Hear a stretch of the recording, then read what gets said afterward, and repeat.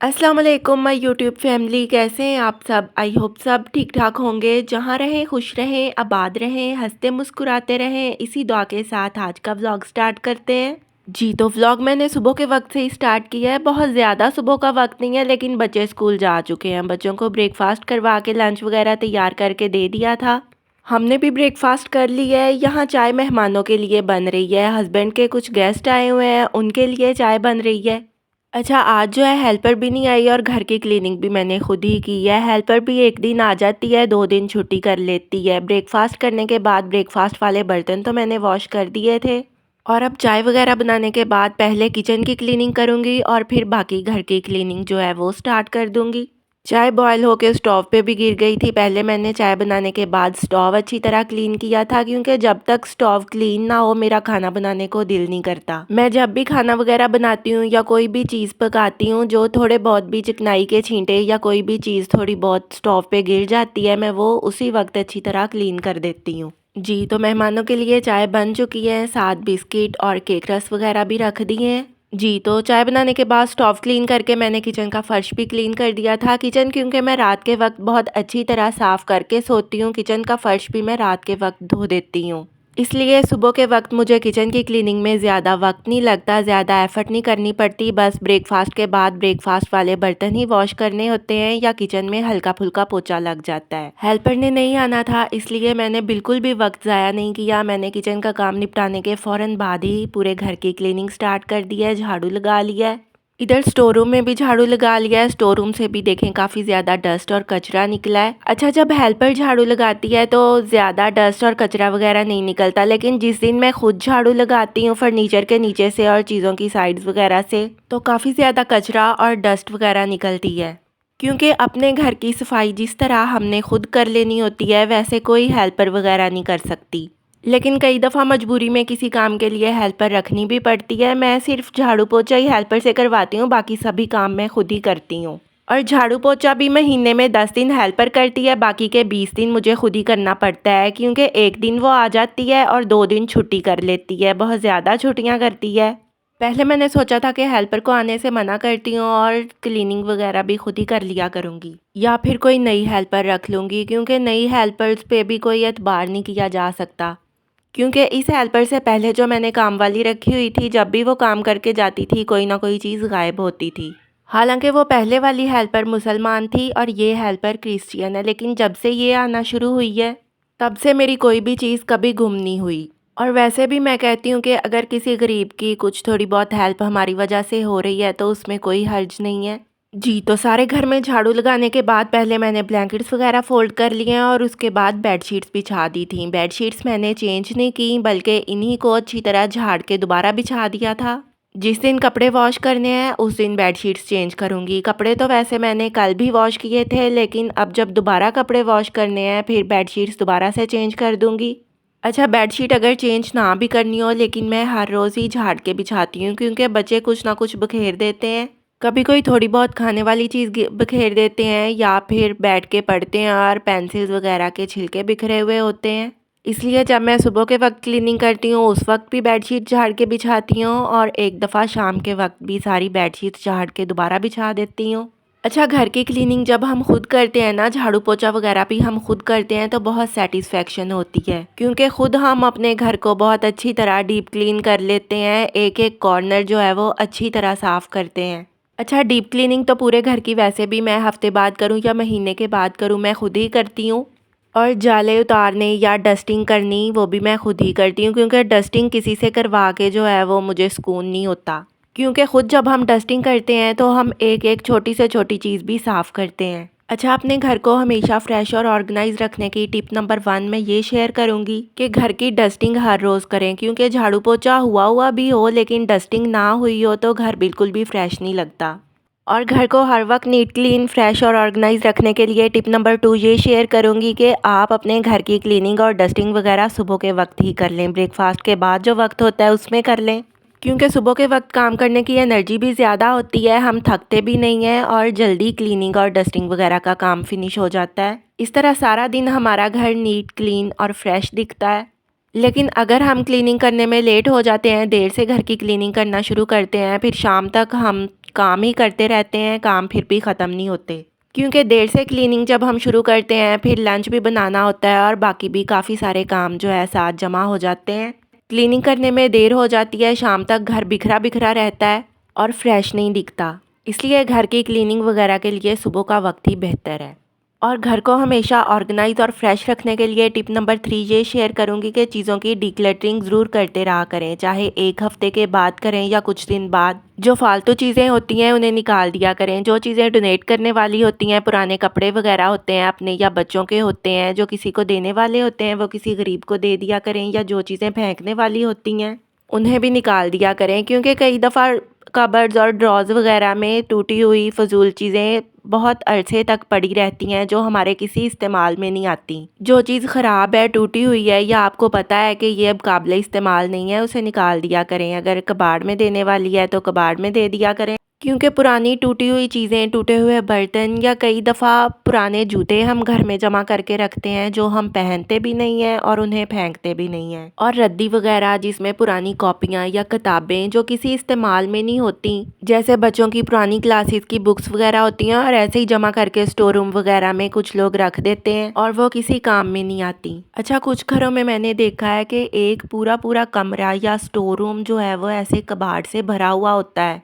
जिसमें पुरानी रद्दी या टूटा हुआ फर्नीचर, टूटी फूटी चीज़ें पड़ी होती हैं। ऐसी पुरानी ख़राब और टूटी हुई चीज़ों को घर में ज़्यादा लंबे अरसे तक जमा करके रखने से घर में नहूसत और बेबरकती आती है।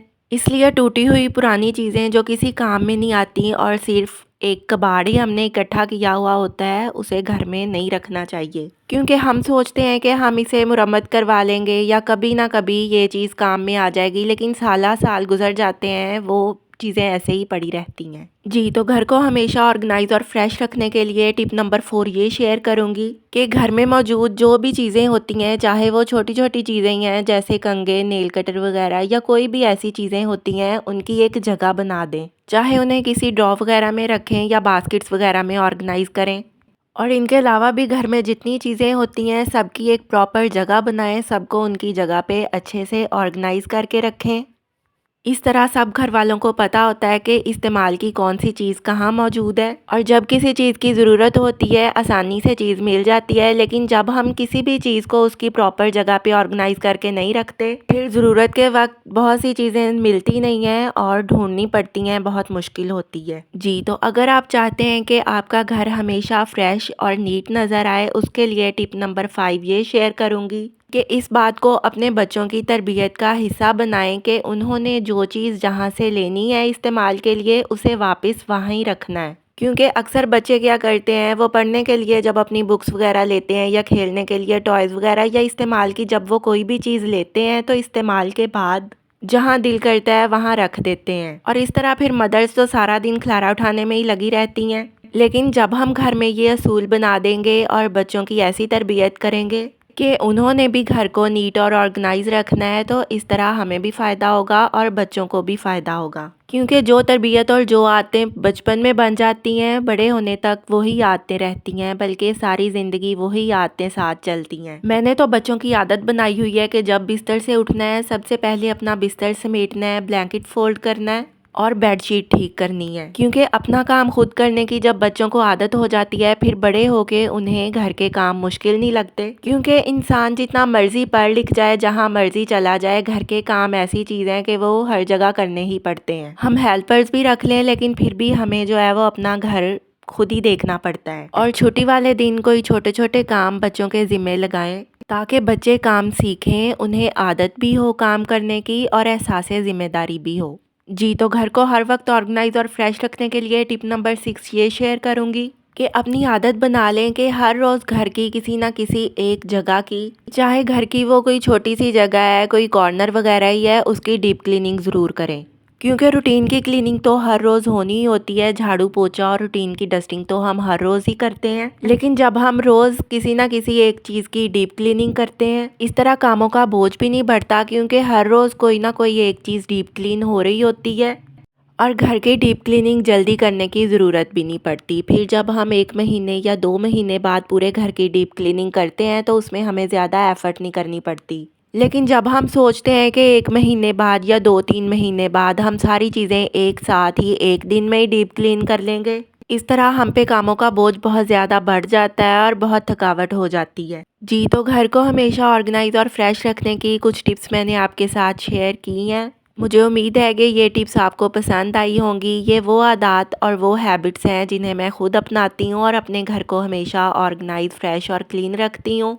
अच्छा, सुबह मैंने बच्चों को स्कूल जाते हुए सैंडविचेस वगैरह बना के दिए थे लंच बॉक्स में, और मैंने भी ब्रेकफास्ट में सैंडविच ही खाया था। और चाय मैंने क्लीनिंग का सारा काम ख़त्म करने के बाद फिर पी है। अच्छा, सुबह के वक्त जब बरामदे के कर्टन्स हटाते हैं तो पूरे बरामदे में इतनी अच्छी धूप आती है, और दोपहर के बाद तक बल्कि शाम तक बरामदे में बहुत अच्छी धूप रहती है। और सर्दी के मौसम में मैं चाय अक्सर ही सुबह का काम ख़त्म करने के बाद बरामदे में धूप में बैठ के ही पीती हूँ। जी, तो क्लीनिंग का सारा काम ख़त्म हो चुका है। उसके बाद मैं लंच बनाने के लिए किचन में आ चुकी हूँ। लंच में आज दाल चावल बने हैं। मिक्स दाल बनाई है, मूंग मसूर और माश दाल को मिक्स करके बनाया है, और साथ में सिंपल से चावल बॉयल किए हैं। दाल चावल की कंप्लीट रेसिपी आज मैंने इस व्लॉग में शेयर नहीं की, क्योंकि फिर व्लॉग बहुत ज़्यादा लंबा हो जाना था। वैसे दाल चावल की कंप्लीट रेसिपी मैं पहले कई दफ़ा शेयर कर चुकी हूँ। साथ सैलेड में टमाटर और प्याज भी कट कर लिए हैं। अच्छा, मुझे माश दाल बहुत पसंद होती है, इसलिए जब मैं मूंग मसूर की दाल बनाती हूँ तो उसमें थोड़ी सी माश दाल ज़रूर ऐड कर देती हूँ। अच्छा, जो ही लंच तैयार हुआ उसी वक्त बच्चे भी स्कूल से आ गए थे। मुझे होता है कि बच्चों के स्कूल से आने से पहले ही मैं लंच वगैरह तैयार करके रखूँ, क्योंकि अब सर्दी का मौसम है और छुट्टी भी ज़रा लेट ही होती है। स्कूल से लेट आते हैं बच्चे, और आते हुए उन्हें काफ़ी भूख लगी हुई होती है। जी, तो इस वक्त सारे घर का और किचन का काम वगैरह कंप्लीट हो चुका था। बच्चे ट्यूशन जा चुके हैं। अच्छा, बच्चों को स्कूल से आके चेंज करने के बाद खाना खाने का वक्त ही मुश्किल से मिलता है, और फिर ट्यूशन चले जाते हैं। और मैंने कहा कि काम वगैरह तो सारे घर का हो ही चुका है, वक्त ज़ाया करने से बेहतर है कि मैं ग्रॉसरी ऑर्गेनाइज़ कर लेती हूँ। ग्रॉसरी कुछ दिन पहले मैंने मंगवा के रखी थी, लेकिन ऑर्गेनाइज इसे आज कर रही हूँ। ग्रॉसरी में सिर्फ वही चीज़ें मंगवाई हैं जिनकी ज़रूरत थी, लेकिन जो चीज़ें पहले से मौजूद थी वो मैंने नहीं मंगवाई। ग्रॉसरी में दालें सभी मंगवाई हैं, जिनमें साबुत मसूर हैं, काले और सफ़ेद चने, मूंग मसूर की दाल, माश की दाल वगैरह हैं, चना दाल है।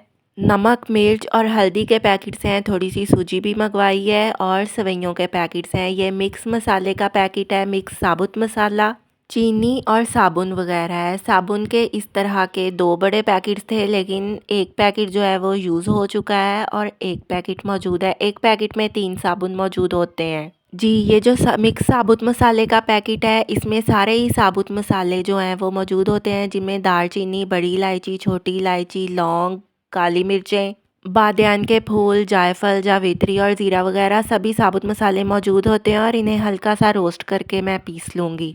जी, ग्रॉसरी को मैं इस तरह के डिब्बों और बास्केट्स वगैरह में ही ऑर्गेनाइज़ करके रखती हूँ, क्योंकि किचन के जो कैबिनेट्स वगैरह हैं उनमें पहले से काफ़ी सारा सामान, बर्तन और चीज़ें वगैरह मौजूद होती हैं। कुछ जो छोटे डिब्बे और ग्रॉसरी की छोटी बास्केट्स होती हैं उन्हें मैं कैबिनेट्स में ही रखती हूँ, और ये जो ग्रॉसरी का बड़ा डिब्बा और ये बड़ी बास्केट है, इनके लिए मैंने एक स्टैंड रखा हुआ है। इन्हें मैं स्टैंड पे ऑर्गेनाइज़ कर देती हूँ, क्योंकि नॉन मॉड्यूलर किचन या ऐसे किचन जिनमें कैबिनेट्स वगैरह नहीं होते, उनमें ग्रॉसरी ऑर्गेनाइज़ करने का ये बेस्ट तरीका है कि आप इस तरह डिब्बों और बास्केट्स वगैरह में ग्रॉसरी को ऑर्गेनाइज़ करें, और इन्हें कहीं स्टैंड पे या किसी भी जगह सेट करके रख दें। नमक, मिर्च, हल्दी और मसाले वगैरह के पैकेट्स एक बास्केट में रखे हैं, एक बास्केट में सारी दालें रखी हैं। इस तरह आपको पता होता है कि कौन सी चीज़ कहाँ मौजूद है।